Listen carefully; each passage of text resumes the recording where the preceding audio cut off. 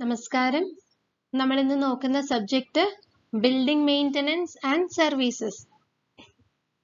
അപ്പൊ നമ്മൾ ഡിസ്കസ് ചെയ്തുകൊണ്ടിരിക്കുന്നത് തേർഡ് മോഡ്യൂൾ ആണ്. തേർഡ് മോഡ്യൂളില് നമ്മൾ ഫസ്റ്റ് പാർട്ട് കഴിഞ്ഞു. അതായത് ഡിഫക്റ്റ് സ്റ്റെയർ കേസിന്റെയും പിന്നെ അതുപോലെ water supply systems, sullage, sewerage systems, അതിന്റെയൊക്കെ ഡിഫക്റ്റ്, പ്രിവെന്റീവ് മെഷേഴ്സ് ഒക്കെ നമ്മൾ പഠിച്ചു. ഇനി നമ്മൾ കഴിഞ്ഞ ക്ലാസ്സിൽ നമ്മൾ ഡിസ്കസ് ചെയ്തത് ലിഫ്റ്റിനെ കുറിച്ചായിരുന്നു അല്ലെ. ലിഫ്റ്റ്, അതിന്റെ പല കോമ്പണൻസ് നമ്മൾ കണ്ടു. ഓക്കെ, പിന്നെ എവിടെയാണ് ലൊക്കേഷൻ ഓഫ് ദ ലിഫ്റ്റ്, എവിടെയാണ് ഏറ്റവും നല്ല ലൊക്കേഷൻ. ഓക്കെ, അപ്പൊ അങ്ങനത്തെ കുറച്ച് കാര്യങ്ങൾ ഡിസ്കസ് ചെയ്തു.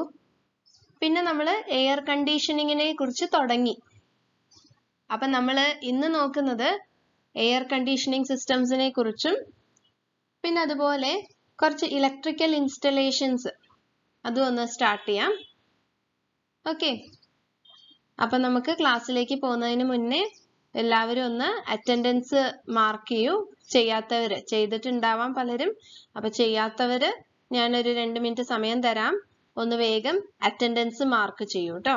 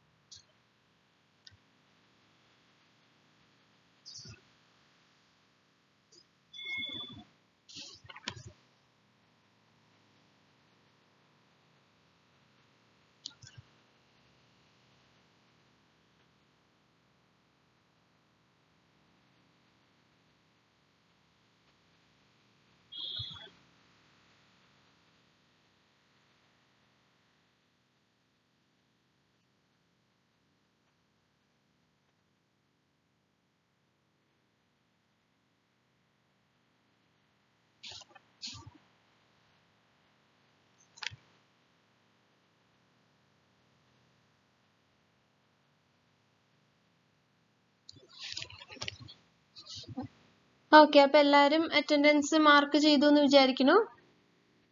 നമുക്ക് നമ്മുടെ ക്ലാസ്സിലേക്ക് കിടക്കാം. അപ്പൊ ഇത് ഞാൻ പറഞ്ഞു, നമ്മളിപ്പോ തേർഡ് മോഡ്യൂൾ ഡിസ്കസ് ചെയ്യാണ്. അപ്പൊ നമ്മൾ സെക്കൻഡ് പാർട്ടില് എയർ കണ്ടീഷനിങ് സിസ്റ്റംസിനെ കുറിച്ചാണ് പറയാൻ പോകുന്നത്. അപ്പൊ എയർ കണ്ടീഷനിങ് സിസ്റ്റംസ്, അപ്പൊ ഇന്നലെ പറഞ്ഞതുപോലെ എയർ കണ്ടീഷനിങ് സിസ്റ്റം എന്ന് പറയുന്നത് എന്താണ്? നമ്മളുടെ ഒരു റൂമിന്റെ ഉള്ളിലുള്ള എയറിനെ കണ്ടീഷൻ ചെയ്യാം. കൂളറാക്കാം അല്ലെങ്കിൽ വാമറാക്കാം. തണുപ്പോ ചൂടോ ഏതാണോ റിക്വയർഡ്, നമുക്ക് വേണ്ട ഫേവറബിൾ ആയിട്ടുള്ള കണ്ടീഷൻ, ആ കണ്ടീഷനിലേക്ക് എയറിനെ മാറ്റാം. അതാണ് ഒരു എയർ കണ്ടീഷനിങ് സിസ്റ്റം കൊണ്ട് ഉദ്ദേശിക്കുന്നത്. ഓക്കെ, പിന്നെ അതുപോലെ ഇപ്പൊ എയർ കണ്ടീഷനിങ് എന്ന് പറയുമ്പോൾ ചൂടാക്കലും തണുപ്പിക്കലും മാത്രമല്ല, അവിടുത്തെ ഇംപ്യൂരിറ്റീസ് ഉണ്ടെങ്കിൽ ആ ഒരു കണ്ടാമിനൻസിനെ എടുത്തു കളയുക, അതും ഒരു നല്ല എയർ കണ്ടീഷനിങ് ആണ്. പിന്നെ അതുപോലെ അവിടുത്തെ ഹ്യൂമിഡിറ്റി കൺട്രോൾ ചെയ്യുക. ഓക്കെ, അങ്ങനെ ഒരു ഓവറോൾ ഹെൽത്തും അതുപോലെ അവിടെ നിൽക്കുന്ന ഒക്യുപ്പൻസിന് നല്ലൊരു കംഫർട്ട് കൊടുക്കുക. അതാണ് ഒരു എയർ കണ്ടീഷനിങ് സിസ്റ്റത്തിന്റെ മെയിൻ എയിം. ഓക്കെ, അപ്പൊ നമ്മൾ പറഞ്ഞു നിർത്തിയത് ഇവിടെയാണ്. ബേസിക് എലമെന്റ്സ് എന്തൊക്കെയാണ് ഒരു എയർ കണ്ടീഷനിങ് സിസ്റ്റത്തില് ഉണ്ടാവുന്ന ബേസിക് എലമെന്റുകൾ. മെയിൻലി 4 ടൈപ്പ് ആക്കി തിരിക്കാം നമുക്ക്. Compressor, condenser, expansion valve, evaporator. പിന്നെ ഇന്നലെ ഞാൻ ഒരു ഫിൽറ്റർ കാണിച്ചിരുന്നു. പക്ഷെ ഫിൽറ്റർ എന്ന് പറയുന്നത് ഒരു മെയിൻ കോമ്പണന്റ് അല്ല, അത് ഇതിലുള്ള ഒരു യൂണിറ്റ് ആണ്. അതായത് ഈ ഒരു ഇവാപ്പറേറ്ററിലുള്ള ഒരു യൂണിറ്റ് ആണ്. നമ്മൾ അവസാനം പോകുമ്പോൾ ഫിൽറ്റർ ചെയ്തിട്ടാണ് എയർ പുറത്തേക്ക് കിടക്കുക. ഓക്കെ, അപ്പൊ ഇത് ഓരോന്ന് നോക്കാം നമുക്ക്. Compressor, condenser, expansion valve, evaporator. അപ്പൊ ഇത് 4ഉമാണ് നമുക്ക് ബേസിക് എലമെന്റ്സ് എന്ന് കൺസിഡർ ചെയ്യാൻ പറ്റുന്നത്. അപ്പൊ ഇതെങ്ങനെയാണ് നോക്കാം. അപ്പൊ ആദ്യം the outside air is sucked into the compressor. അപ്പൊ പുറമേ ഉള്ള എയർ അതെന്തും ആവട്ടെ, ഇപ്പൊ നമ്മൾ തണുപ്പിക്കാനാണ് നോക്കുന്നത്. ഓക്കെ, അപ്പൊ അതില് പുറത്തുള്ള എയർ നമ്മൾ ആദ്യം സക്ക് ചെയ്യും. സക്ക് ചെയ്ത് എടുക്കും. അത് എടുക്കുക ആരാണ്? കംപ്രസർ. കംപ്രസർ ഇതാ ഇവിടെ 1 2 3 എന്ന് മാർക്ക് ചെയ്തിട്ടുണ്ട്. അപ്പൊ ആ ഒരു മാർക്കിങ്ങിലാണ് നമ്മുടെ ഇത് പോവുക. ഓക്കെ, എയർ സർക്കുലേഷൻ ഈ ഒരു പാത്തിലാണ് പോവുക.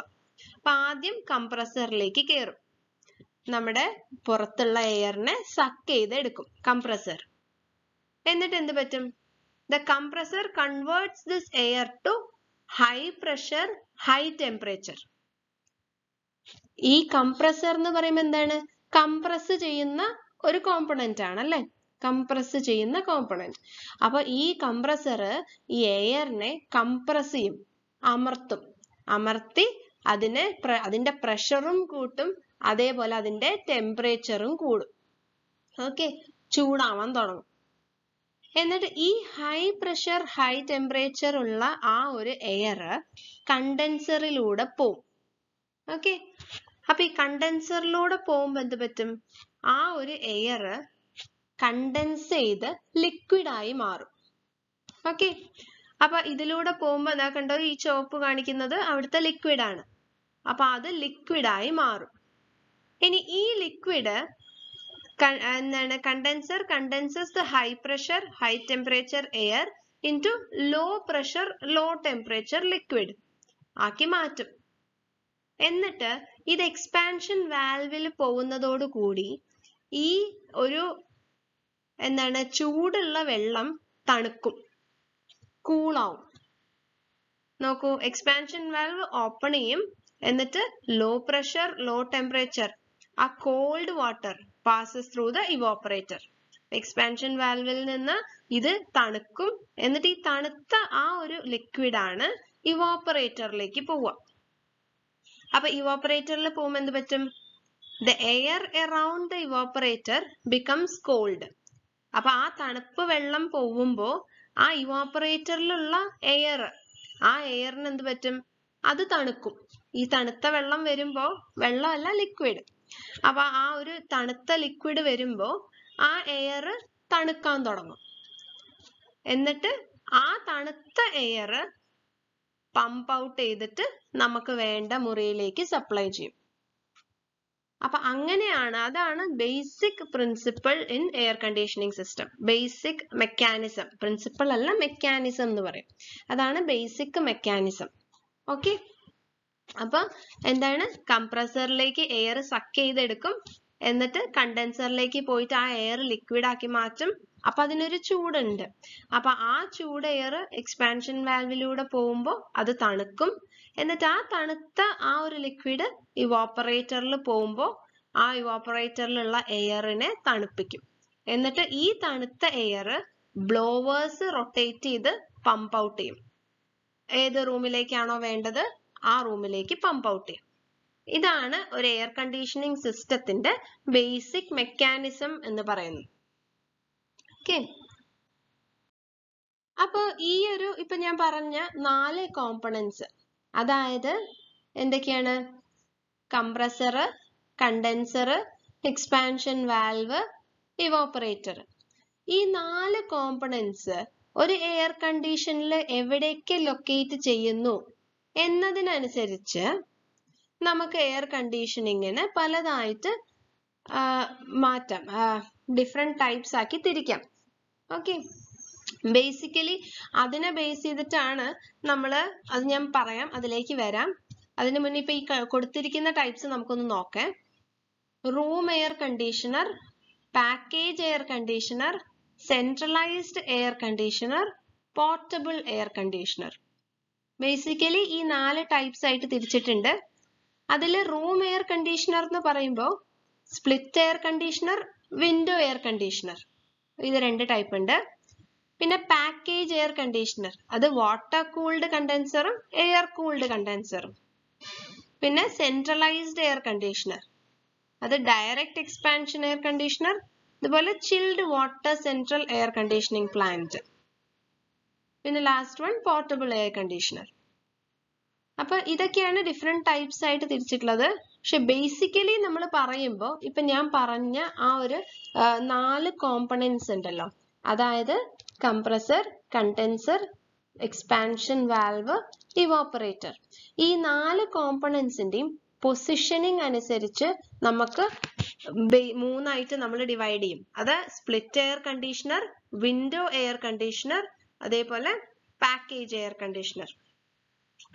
ഓക്കെ, അപ്പൊ അതെന്താന്ന് വെച്ചാൽ നമുക്ക് നോക്കാം. ഇനി വരുന്ന സ്ലൈഡുകളിൽ ഞാൻ പറയാം. ഇതാണ് വിൻഡോ എയർ കണ്ടീഷണർ. നമ്മള് മുമ്പൊക്കെ ഇങ്ങനത്തെ ഒരു ടൈപ്പ്, ഈ ഒരു ടൈപ്പ് AC ആയിരുന്നു ഉപയോഗിച്ചുകൊണ്ടിരുന്നിരുന്നത്. പല വീടുകളിലും, നിങ്ങളുടെ പലരുടെയും വീടുകളിൽ ഉണ്ടാവാം. അപ്പോ ഇതെങ്ങനെയാന്ന് വെച്ചാൽ കുറെ സ്പേസ് ഒക്യുപ്പൈ ചെയ്യും. ഈ ഇതൊന്ന് നോക്കൂ നിങ്ങൾ, വിൻഡോ എയർ കണ്ടീഷണറാ. ഒന്നെങ്കിൽ ഇത് വാൾസിൽ വെക്കാം, അല്ലെങ്കിൽ വിൻഡോസിലും വെക്കാറുണ്ട് വിൻഡോ എയർ കണ്ടീഷണർ. അതുകൊണ്ടാണ് പേര് വന്നത്. ഓക്കെ, അപ്പൊ ഈ വിൻഡോ എയർ കണ്ടീഷണർ എന്ന് പറയുമ്പോൾ അത് നിങ്ങൾക്ക് കണ്ടാൽ തന്നെ അറിയാം, അതിന് കുറെ സ്പേസ് വേണം. ഇതൊരു ബോക്സ് പോലെയാണ് ഈ വിൻഡോ എയർ കണ്ടീഷണർ. അപ്പൊ ഇതില് ഈ പറഞ്ഞ 4 യൂണിറ്റ്സും, അതായത് compressor, condenser, expansion valve, evaporator, ഈ 4 യൂണിറ്റുകളും ഈ ഒരു ടൈപ്പ് എയർ ACയില് ഒരു സിംഗിൾ ബോക്സിന്റെ ഉള്ളിൽ തന്നെയാണ് ഉള്ളത്. ഓക്കെ, അപ്പൊ അതുകൊണ്ട് തന്നെ ഈ ഒരു ടൈപ്പ് ഓഫ് കണ്ടീഷണറിന്റെ പ്രത്യേകത എന്താന്ന് ചോദിച്ചാൽ അതിന് ഭയങ്കര ഒച്ചയാണ്. ഈ കംപ്രസർ എന്ന് പറയുന്നത് വളരെ നോയ്സി ആയിട്ടുള്ളൊരു കോമ്പണന്റ് ആണ്. അപ്പൊ ആ കംപ്രസറും കണ്ടൻസറും എല്ലാം ഒരേ ബോക്സിന്റെ അകത്തായതുകൊണ്ട് ഇതിന് കുറച്ച് ഒച്ച കൂടുതലാണ്. ഓക്കെ, ഭയങ്കര നോയ്സിയാണ്. പിന്നെ പറയുകയാണെങ്കിൽ നമുക്ക് നോക്കാം ഇത് വിൻഡോ എയർ കണ്ടീഷണർ. അപ്പൊ it is also known as unitary AC system. Unitary AC system എന്ന് പറയാൻ കാരണം ഈ 4 ബേസിക് എലമെന്റ്സും ഒരൊറ്റ യൂണിറ്റിലാണ് സിറ്റുവേറ്റ് ചെയ്തിരിക്കുന്നത്. ഒരൊറ്റ യൂണിറ്റ്, ആ ഒരൊറ്റ ബോക്സ്, സിംഗിൾ ബോക്സിലാണ് ഈ 4 യൂണിറ്റുകളും ഉൾക്കൊള്ളുന്നത്. അതുകൊണ്ടാണ് യൂണിറ്ററി AC സിസ്റ്റം എന്ന് പറയുന്നത്. It is the most common and cheapest for single rooms. Single റൂമിന് കൊടുക്കുകയാണെങ്കിൽ ഏറ്റവും ചീപ്പസ്റ്റ് ആയിട്ടുള്ള AC ആണ് വിൻഡോ എയർ കണ്ടീഷണർ. പക്ഷെ അതിന്റെ ഒരു പ്രശ്നം എന്താണ്? there should be a slot in the wall. ആ ഒരു വാളില്, ആ ഒരു ചുമരില് അവിടെ ഒരു ഓട്ട ഉണ്ടായിരിക്കണം. ഒരു സ്ലോട്ട് ക്രിയേറ്റ് ചെയ്യണം. ഇല്ലെങ്കിൽ നമ്മൾ ഒരു ഓട്ട ഉണ്ടാക്കണം. and some open space behind the wall. അതുപോലെ വാളിന്റെ ബാക്കില് കുറച്ച് ഓപ്പൺ സ്പേസ് ഉണ്ടായിരിക്കണം. എന്നാലേ നമുക്ക് ഇത് ഇൻസ്റ്റാൾ ചെയ്യാൻ പറ്റൂ. കാരണം നമുക്കറിയാം ഈ ഒരു ACക്ക് ബാക്കില്, ചുമരിന്റെ ബാക്കിലോട്ടും കുറച്ച് പ്രൊജക്ഷൻ ഉണ്ട് അല്ലെ? അപ്പൊ അതിന് കുറച്ച് സ്പേസ് ഉണ്ടായിരിക്കണം. പിന്നെ അതുപോലെ എക്സ്റ്റേണൽ വാൾസിലെ ഇത് ഫിറ്റ് ചെയ്യാൻ പറ്റും. ഒരു ഇന്റേണൽ വാൾസ്, ഒരു പാർട്ടീഷൻ വാൾ, അങ്ങനത്തെ ഒരു വാളില് അപ്പുറത്തെ സൈഡിൽ വേറൊരു റൂമുള്ള ഒരു വാളാണെങ്കിൽ അവിടെ വിൻഡോ എയർ കണ്ടീഷണർ പറ്റില്ല. It should be an external wall. Okay, അപ്പൊ അതൊക്കെ അതിന്റെ കുറച്ച് ഡ്രോബാക്സ് ആണ്. പിന്നെ it is fitted in a window sill or a slot in a room's wall that is specially made for it.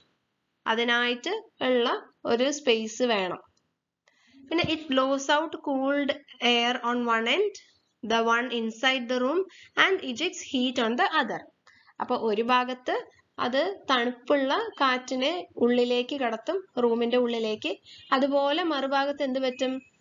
ആ heat, ആ റൂമിന്റെ ഉള്ളിലുള്ള ഹീറ്റിനെ അകത്തേക്കും പുറത്തേക്ക് എക്സ്റ്റേണലി പറഞ്ഞയക്കും, ഇജക്ട് ചെയ്യും. ഓക്കെ, അപ്പൊ ഇതാണ് ഒരു വിൻഡോ എയർ കണ്ടീഷണർ. ഇനി നമ്മൾ സ്പ്ലിറ്റ് എയർ കണ്ടീഷനിങ് സിസ്റ്റംസ് നോക്കുകയാണെങ്കിൽ അവിടെ 2 യൂണിറ്റുകളാണ്. അത് സെപ്പറേറ്റ് 2 യൂണിറ്റുകളായിട്ടാണ് നമ്മൾ ഈ സ്പ്ലിറ്റ് എയർ കണ്ടീഷനിങ് സിസ്റ്റംസ് എടുക്കുന്നത്. ഇൻഡോർ യൂണിറ്റ്, അകത്തേക്ക് നിൽക്കുന്ന ഒരു യൂണിറ്റും ഉണ്ട്, which is fitted inside the room. പിന്നെ അതുപോലെ ഔട്ട്ഡോർ യൂണിറ്റും ഉണ്ട്, which is fitted outside the room. അപ്പോ ഈ ഇൻഡോർ യൂണിറ്റ് എന്ന് പറയുമ്പോൾ ഞാൻ നേരത്തെ പറഞ്ഞതുപോലെ ആ 4 basic elements compressor, condenser, expansion valve, evaporator. അപ്പൊ നമ്മുടെ ആദ്യത്തെ ഈ വിൻഡോ ടൈപ്പ് എയർ കണ്ടീഷനിങ് സിസ്റ്റത്തില് ഈ 4ഉം ഒരു ബോക്സിനകത്താണ് എന്ന് ഞാൻ പറഞ്ഞു.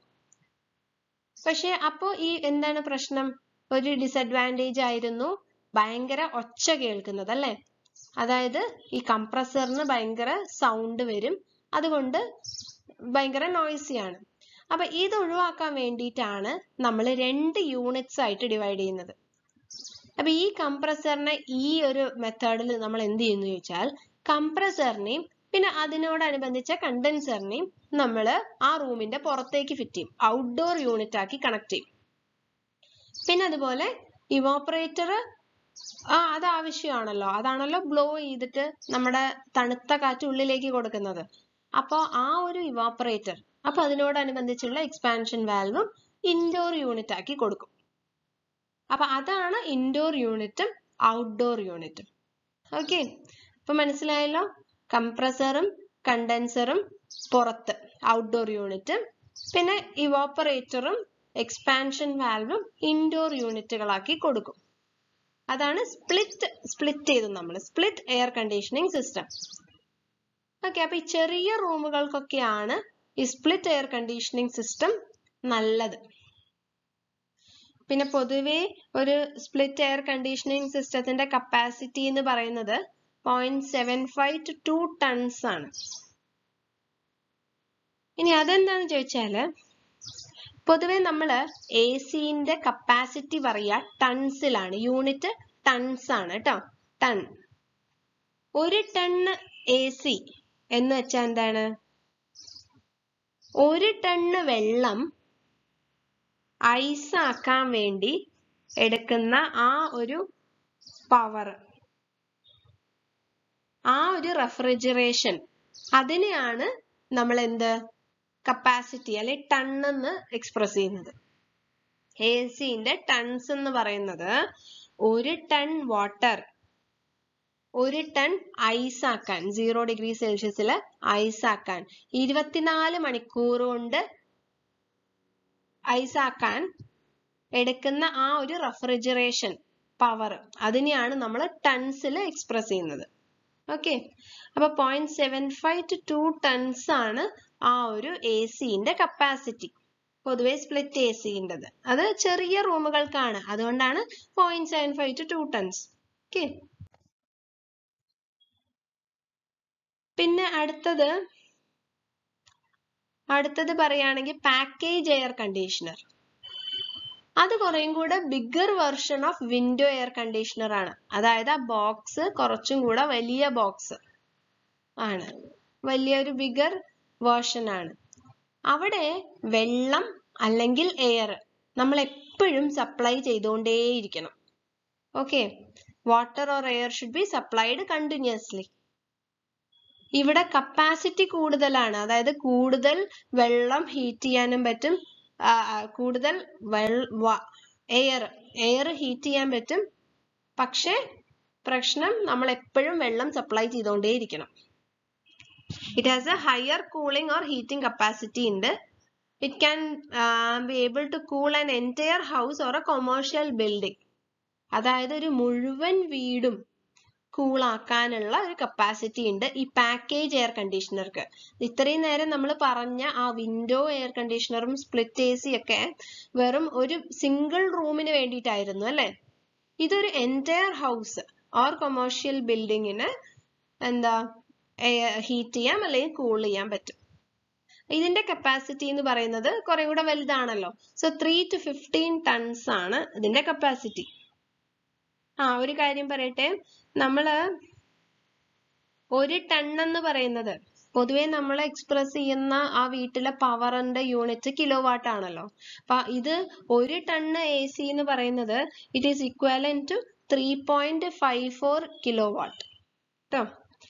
3.54 കിലോ വാട്ട് ആണ് 1 ടണ്ണ് AC എന്ന് പറയുന്നത്. പിന്നെ അതുപോലെ ഇറ്റ് ഓൾസോ ഹാസ് 2 യൂണിറ്റ്സ്. ഈ പാക്കേജ് എയർ കണ്ടീഷണർക്കും ഇതുപോലെ 2 യൂണിറ്റ് ഉണ്ട്. ഒന്ന് ഇൻഡോർ യൂണിറ്റ്, ഔട്ട്ഡോർ യൂണിറ്റ്. അപ്പൊ ഇതൊക്കെ മെയിൻലി ആ ഒരു നോയ്സ് ഇഷ്യൂ കാരണം അത് ഒഴിവാക്കാൻ വേണ്ടിയിട്ടും ഒക്കെയാണ് ഈ 2 യൂണിറ്റ് ആയിട്ട് കൊടുത്തിട്ടുള്ളത്. കംപ്രസറും കണ്ടൻസറും പുറമേയുള്ള യൂണിറ്റിലും ഇവാപ്പറേറ്റർ ഉള്ളിലുള്ള യൂണിറ്റിലുമാണ് കൊടുത്തിട്ടുള്ളത്, 2 യൂണിറ്റ്സ് ആക്കിയിട്ട്. അപ്പൊ ഇതാണ് പാക്കേജ് എയർ കണ്ടീഷണർ. കുറേം കൂടെ വലിയ വേർഷൻ ആണ് ആ വിൻഡോ എയർ കണ്ടീഷണറിന് അപേക്ഷിച്ച്. ഓക്കെ, പിന്നത്തെ ടൈപ്പാണ് portable air conditioner. Portable air conditioner അപ്പൊ പേര് കേൾക്കുമ്പോൾ തന്നെ നമുക്കറിയാം അത് പോർട്ടബിൾ ആണ്. അത് നമുക്ക് ഒരു റൂമിൽ നിന്ന് വേറൊരു റൂമിലേക്ക് മാറ്റി കൊണ്ടുപോകാൻ പറ്റുന്ന ഒന്നാണ്. ബാക്കി നമ്മൾ നോക്കിയതൊക്കെ ഒരു സ്ഥലത്ത് ഫിക്സ്ഡ് ആണ്. ഇപ്പൊ വിൻഡോ ആണെങ്കിലും സ്പ്ലിറ്റ് എ സി ആണെങ്കിലും ഒക്കെ ഫിക്സഡ് ആണ്. അത് നമ്മളൊരു ഹോള് ക്രിയേറ്റ് ചെയ്ത് അവിടെ ഉണ്ടാക്കുന്നതാണ് അല്ലെ. പക്ഷെ portable it can be moved from room to room. It discharges exhaust heat through the exterior wall by means of a hose vent. അതായത് കണ്ടില്ലേ, ഒരു ഹോസ് വെന്റ്, ഒരു എന്താണ് ഹോസ് പൈപ്പ് പോലെ ഒരു വെന്റിലൂടെ ആണ് എന്താ ഹീറ്റും എയറും ഒക്കെ കടത്തുന്നത്, കോൾഡ് എയറും ഹീറ്റ് പുറത്തേക്ക് വിടുന്നതും ഒക്കെ. പക്ഷെ ഉള്ള ഡിസഡ്വാൻറ്റേജ് എന്താണ്? It is noisier than the other systems. വളരെ ഒച്ച വരും, പക്ഷെ it has a faster cooling. പെട്ടെന്ന് തന്നെ കൂളാക്കാൻ പറ്റും. ഓക്കെ, പിന്നെ അടുത്തതാണ് central air conditioning. Central air conditioning എന്ന് പറയുന്നത് നമ്മൾ ഇപ്പൊ പൊതുവെ തിയേറ്ററില്, അതുപോലെ സിനിമ തിയേറ്റർ, അതുപോലെ മാൾസില്, പിന്നെ അങ്ങനത്തെ കുറെ പബ്ലിക് ബിൽഡിങ്സിലൊക്കെ കാണുന്ന ഒന്നാണ് ഈ central air conditioning. Centralised AC എന്നൊക്കെ പറയില്ലേ. It is best for large buildings where most, ഇതിന് കുറെ സ്പേസ് ആവശ്യമാണ്. ഇതെങ്ങനെയാന്ന് വെച്ചാല് നമുക്ക് ഒരു യൂണിറ്റ്, ഒരു മെയിൻ സപ്ലൈയിങ് യൂണിറ്റ് ഉണ്ടാവും. അത് കുറെ ഡക്റ്റുകൾ വഴി ഓരോ സ്ഥലത്തേക്കും സപ്ലൈ ചെയ്യും. ബിൽഡിങ്ങിന്റെ ഓരോ ഭാഗത്തേക്കായിട്ട് ആ ഡക്റ്റ് വഴിയാണ് AC സപ്ലൈ ചെയ്യാം. ഓക്കെ, എയർ സപ്ലൈ ചെയ്യാം. അപ്പൊ fitting individual units is expensive in large buildings. അപ്പൊ വലിയ ബിൽഡിങ്സില് ഓരോ മുറിയിലും AC വെക്കുക എന്ന് പറയുന്നത് ഭയങ്കര എക്സ്പെൻസീവ് ആണ്. അതുകൊണ്ട് നമ്മൾ എന്ത് ചെയ്യും, ഒരു കോമൺ യൂണിറ്റ് കൊടുക്കും. അവിടുന്ന് ഇതാണ് ഒരു കോമൺ യൂണിറ്റ് കൊടുത്തു, അവിടുന്ന് കുറെ ഡക്റ്റുകൾ വഴി ഓരോ നമുക്കുള്ള റിക്വയർഡ് എവിടെയാണോ ആവശ്യം അങ്ങോട്ട് കൊടുക്കും. There will be a large compressor mainly used in shopping malls, airport, അവിടെയൊക്കെയാണ് ഇത് ഉപയോഗിക്കുക. തിയേറ്റർ, സിനിമ തിയേറ്റർ ഒക്കെ യൂസ് ചെയ്യും. അപ്പൊ നോക്കൂ, ഇപ്പൊ ഇങ്ങനത്തെ നിങ്ങളിപ്പോ പലയിടത്തും പോയപ്പോ വലിയ വലിയ കൊമേഴ്ഷ്യൽ വലിയ ലാർജ് ബിൽഡിങ്സിലൊക്കെ പോയപ്പോ നിങ്ങളൊക്കെ കണ്ടിട്ടുണ്ടാവാം ഇങ്ങനത്തെ എന്താണ് വെന്റ്സ് കണ്ടിട്ടുണ്ടാവും, വെന്റ് ഹോൾസ് അല്ലെ. ഇതാ ഇവിടെയൊക്കെ കണ്ടാവും, ഇതൊക്കെ വെന്റ് ഹോൾസ്. ഇതൊക്കെ ACന്റെ ഹോളുകളാണ്, കാറ്റ് വരുന്ന ഹോളുകളാണ് ഇതൊക്കെ. ഓക്കെ, അപ്പൊ അങ്ങനെയാണ് ഈ ഒരു സെൻട്രലൈസ്ഡ് എയർ കണ്ടീഷനിങ് വർക്ക് ചെയ്യുന്നത്. ഓക്കെ, അങ്ങനെ ഈ ഡക്റ്റ് വഴിയാണ് ഓരോ റൂമിലേക്കും ആ ഒരു AC വെന്റിലേക്കും AC സപ്ലൈ ചെയ്യുന്നത്. ഇനി നമുക്ക് ഒരു ACന്റെ കപ്പാസിറ്റി എങ്ങനെ നമ്മൾ തീരുമാനിക്കും എന്ന് നോക്കാം. Determining the AC capacity. അതിന് പൊതുവെ നമ്മൾ 2 തമ്പ് റൂൾ ഉപയോഗിക്കും. ഒന്നെങ്കിൽ ആ ഒരു റൂമിന്റെ വോള്യം, എത്ര വോള്യം ഉണ്ട് ആ റൂമിന് എന്നുള്ളതനുസരിച്ച് നമ്മൾ കപ്പാസിറ്റി തീരുമാനിക്കും. അല്ലെങ്കിൽ ആ റൂമിന്റെ സ്ക്വയർ ഫീറ്റ് ഏരിയ നോക്കിയിട്ടും നമ്മൾ തീരുമാനിക്കും എയർ കണ്ടീഷനിന്റെ കപ്പാസിറ്റി. അപ്പൊ നമ്മളിപ്പോ ഇവിടെ വോള്യം എങ്ങനെയാണ് വോള്യം നോക്കുക? ഒരു റൂമിന്റെ അതിന്റെ length into breadth into height. അപ്പൊ determine the volume of the room in cubic feet. Cubic ഫീറ്റ്സിൽ നമ്മൾ വോള്യം നോക്കും. എന്നിട്ട് നമ്മൾ ഈ ഒരു ചാർട്ട് ഉണ്ട് നമുക്ക്. അപ്പൊ ആ ഒരു ചാർട്ടിനെ ബേസ് ചെയ്തിട്ട് നമ്മൾ ഡിസൈഡ് ചെയ്യും എത്രയാണ് നമ്മുടെ ACക്ക് കപ്പാസിറ്റി വേണ്ടത്. അപ്പൊ volume if it is less than 900, AC capacity needed should be up to 0.8 tons. 0.8 ton വരെയാണ് കപ്പാസിറ്റി. ആ ഒരു ചെറിയ AC മതി. ഇപ്പൊ 900 to 1200 ക്യൂബിക് ഫീറ്റ് ഉള്ള ഒരു റൂം ആണെങ്കിൽ അവിടെ 1 ടൺ കപ്പാസിറ്റി ഉള്ള AC ആണ് നമുക്ക് ആവശ്യമായിട്ട് വേണ്ടത്. പിന്നെ അതുപോലെ 1200 to 1690 ആണ് ക്യൂബിക് ഫീറ്റ് ആണ് അവിടുത്തെ വോള്യൂം എങ്കിൽ നമുക്ക് അവിടെ വേണ്ട ഒരു AC എന്ന് പറയുന്നതിന്റെ കപ്പാസിറ്റി അപ് ടു 1.5 ടൺസ് ആണ്.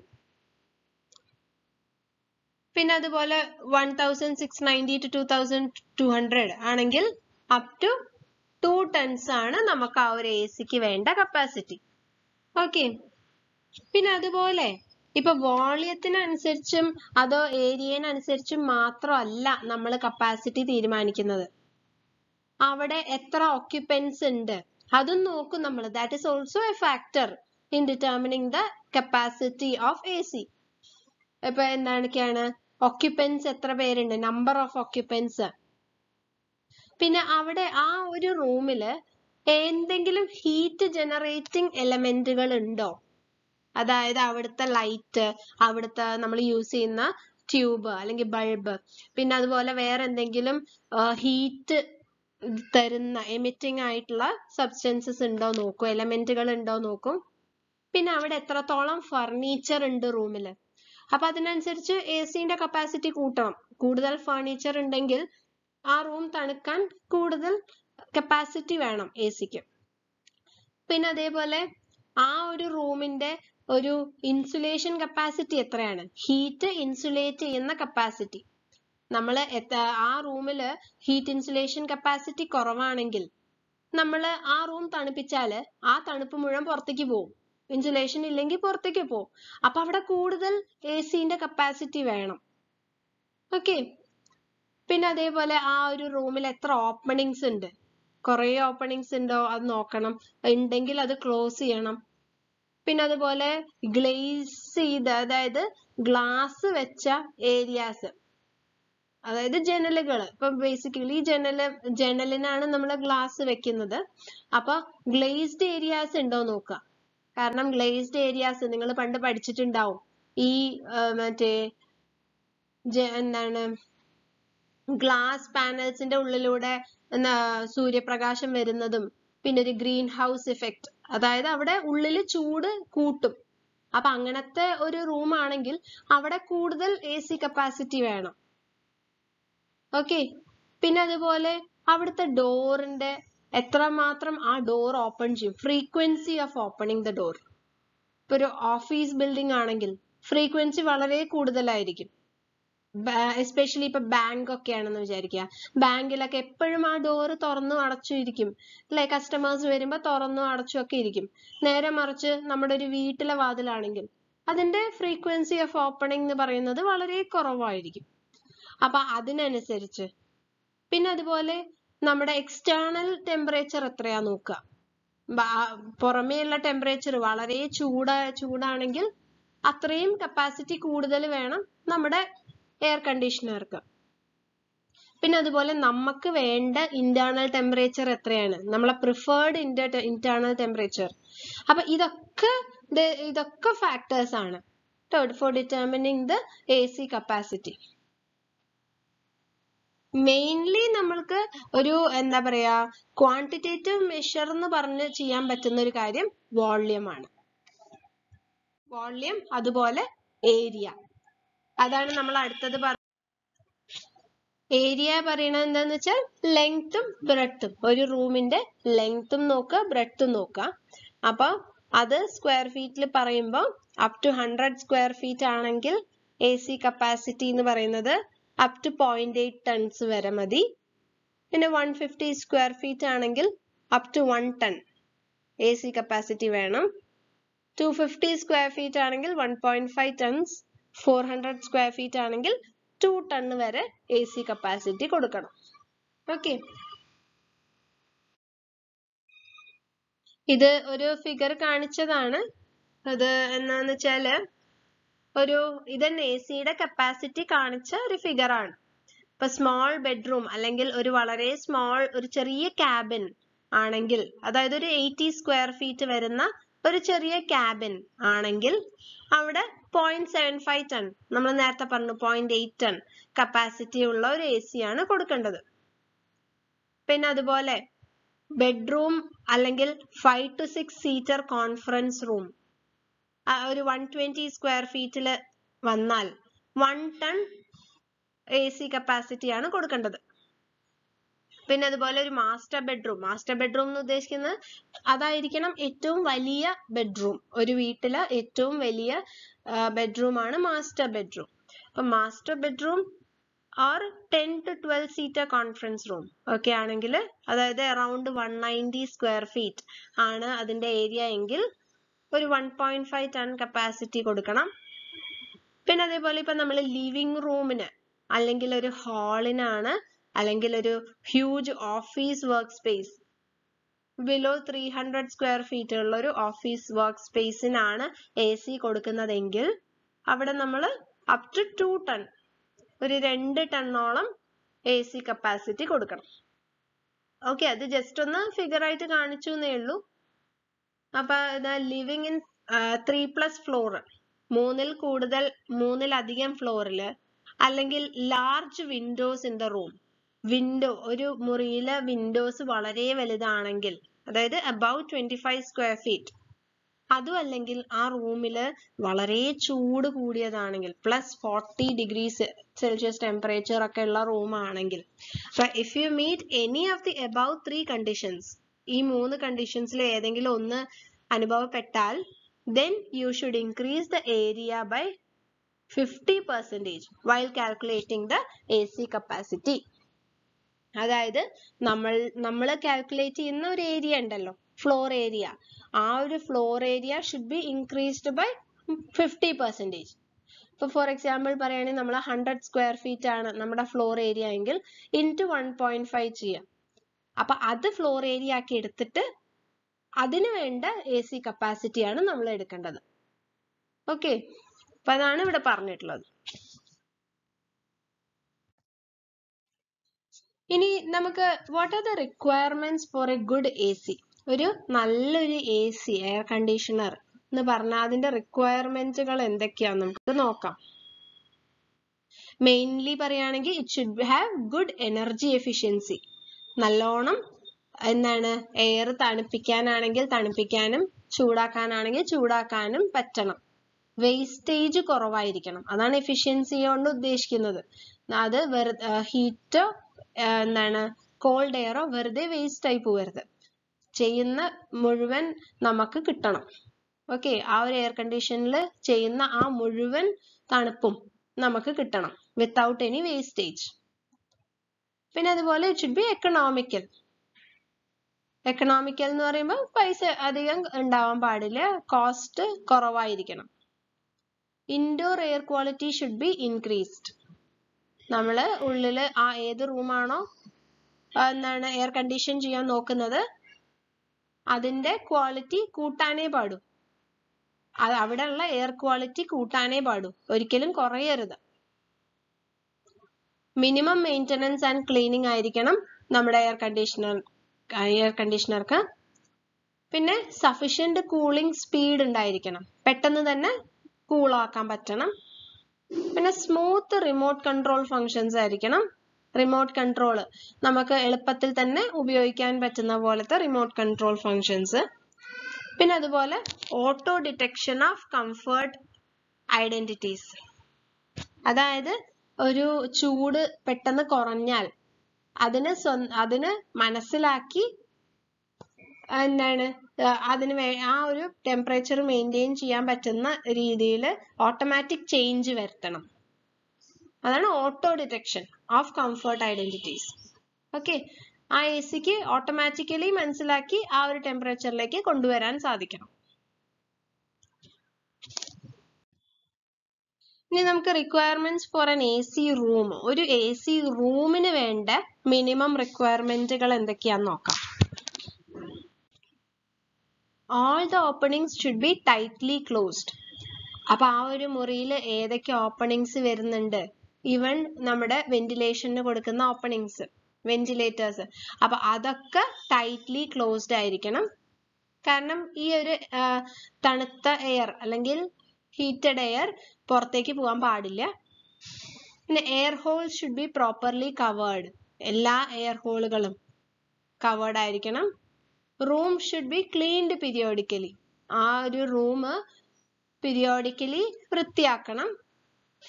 പിന്നെ അവിടുത്തെ walls should be smooth walls ആയിരിക്കണം. There should be enough number of ACs in the room. അത് വലിയ റൂം ആണെങ്കിൽ അതിനനുസരിച്ചുള്ള നമ്പർ ഓഫ് ACs കൊടുക്കണം. High heat emitting devices should be treated properly. പിന്നെ അതുപോലെ room should have A regulator or UPS or inverter. ആ ഒരു റൂമിന് അതിന്റെ ആ ഒരു AC-ക്ക് വേണ്ട ഇൻവെർട്ടർ ഉണ്ടായിരിക്കണം, ഇൻവെർട്ടർ ഫെസിലിറ്റീസ് ഉണ്ടായിരിക്കണം. പിന്നെ അതുപോലെ പറയുകയാണെങ്കിൽ നമുക്ക് എന്ത് പറയാം, അവിടെയുള്ള നേരത്തെ പറഞ്ഞതുപോലെ ജനലുകളുടെ നമ്പർ കുറവായിരിക്കണം, അതായത് ഗ്ലേസ്ഡ് ഏരിയാസ് കുറവായിരിക്കണം. പിന്നെ അതുപോലെ ഹൈറ്റ് ഓഫ് ദ റൂം നമ്മൾ കുറച്ച് വെക്കണം. പൊതുവെ AC റൂംസിന്റെ ഒക്കെ ഹൈറ്റ് കുറവായിരിക്കും. നമ്മുടെ കൊമേഴ്ഷ്യൽ ബിൽഡിങ്സിന്റെ കാര്യമല്ല ഞാൻ പറയുന്നത്. സാധാരണ ഒരു വീട്ടിലൊക്കെ നമ്മൾ പൊതുവെ AC കൊടുക്കുന്ന റൂംസിന്റെ ഹൈറ്റ് കുറച്ച് വെക്കും. കാരണം എന്താന്ന് വെച്ചാൽ അതിന്റെ വോള്യൂം കുറയാൻ വേണ്ടിയിട്ട്, ആ ഒരു റൂമിന്റെ വോള്യൂം കുറയാൻ വേണ്ടിയിട്ട്. അപ്പൊ നമുക്ക് ആ ഒരു AC-ക്കും കൂടുതൽ എഫിഷ്യൻസി കിട്ടും.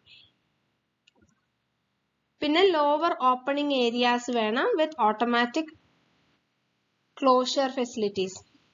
ഓപ്പണിംഗ് ഏരിയാസ് ഒക്കെ നേരത്തെ പറഞ്ഞതുപോലെ തന്നെ ഓപ്പണിംഗ് ഏരിയാസ് ഒക്കെ കുറവായിരിക്കണം.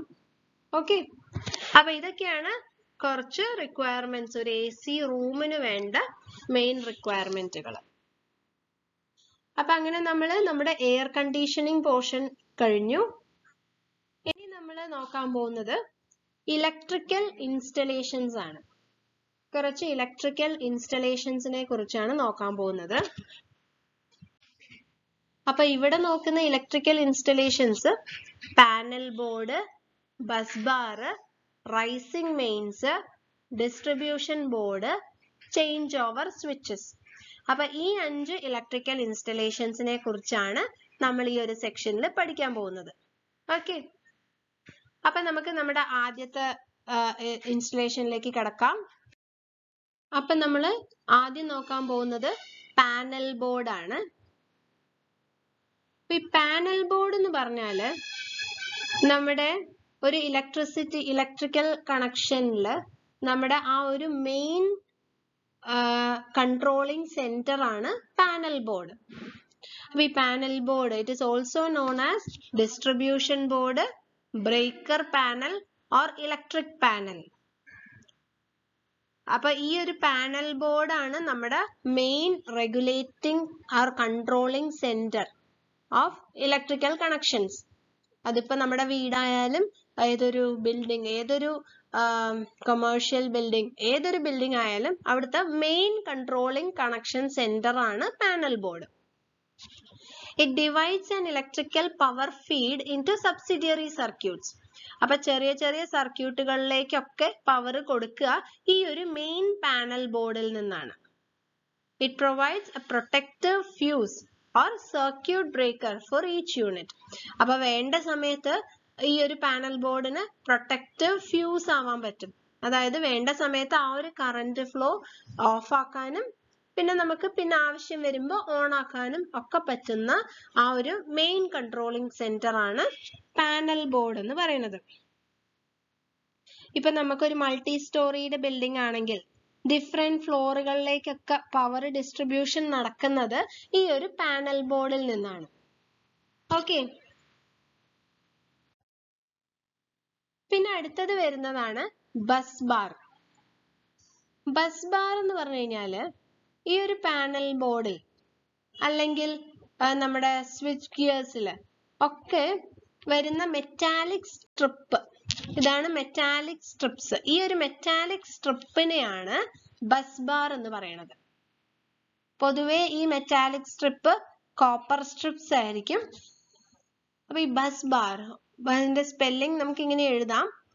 അപ്പൊ these are the metallic strip or bars used for local high power distribution. അപ്പോൾ പവർ ഡിസ്ട്രിബ്യൂഷന് വേണ്ടി യൂസ് ചെയ്യുന്ന ആ ഒരു മെറ്റാലിക് സ്ട്രിപ്സ് അവരെയാണ് ബസ് ബാർ എന്ന് പറയാം. It is usually placed inside the switch gears or panel board etc. Panel board ഞാൻ പറഞ്ഞു, that is the main controlling center of electrical connections. പിന്നെ സ്വിച്ച് ഗിയർ എന്ന് പറയുന്നത് നമ്മൾ ഏത് ഒരു പവറിനെ റെഗുലേറ്റ് ചെയ്യാൻ അല്ലെങ്കിൽ കൺട്രോൾ ചെയ്യാൻ അല്ലെങ്കിൽ ഓൺ ആക്കാൻ ഓഫ് ആക്കാൻ ഉപയോഗിക്കുന്ന ഏതൊരു കോമ്പണന്റിനെയും സ്വിച്ച് ഗിയർ എന്ന് പറയും. ഇപ്പൊ for example fuse, switch, panel board, പിന്നെ ട്രാൻസ്ഫോമർ, ഇൻസുലേറ്റേഴ്സ് അല്ല ഐസൊലേറ്റേഴ്സ്, ഇതെല്ലാം സ്വിച്ച് ഗിയേഴ്സ് ആണ്. ഓക്കെ, അപ്പൊ ഏതൊരു നമുക്ക് ആ ഒരു ഇലക്ട്രിസിറ്റി ഫ്ലോനെ ചേഞ്ച് ചെയ്യാൻ റെഗുലേറ്റ് ചെയ്യാൻ പറ്റുന്ന ഒരു കോമ്പണന്റ്, അതിനെയാണ് നമ്മൾ സ്വിച്ച് ഗിയർ എന്ന് പറയാം. അപ്പൊ അങ്ങനത്തെ ഒരു സ്വിച്ച് ഗിയറിലും പാനൽ ബോർഡിലും ഒക്കെ വെക്കുന്ന ആ മെറ്റാലിക് സ്ട്രിപ്സിനെയാണ് എന്ത് പറയാ, ബസ് ബാർ എന്ന് പറയാം. It is also used to connect high voltage equipment at electrical switchyards and low voltage equipments in battery banks. അപ്പോ എവിടെയൊക്കെ യൂസ് ചെയ്യാം? ഹൈ വോൾട്ടേജ് എക്യുപ്മെന്റുകളിൽ like switch yards. Switch yard എന്ന് പറയുമ്പോൾ നമ്മുടെ സബ്സ്റ്റേഷൻസ് ഉണ്ടല്ലോ, സബ്സ്റ്റേഷൻ, അതിനെയാണ് സ്വിച്ച് യാർഡ്. പക്ഷെ അവിടെ ഒരു ഒരു സിംഗിൾ വോൾട്ടേജിൽ വർക്ക് ചെയ്യുന്ന സബ്സ്റ്റേഷനുകളെയാണ് നമ്മൾ സ്വിച്ച് യാർഡ് എന്ന് പറയാം. ട്രാൻസ്ഫോമർ ഒന്നും ഇല്ലാത്ത ഒരു സിംഗിൾ വോൾട്ടേജിൽ വർക്ക് ചെയ്യുന്ന സബ്സ്റ്റേഷൻ, അവരെയാണ് സ്വിച്ച് യാർഡ് എന്ന് പറയാം.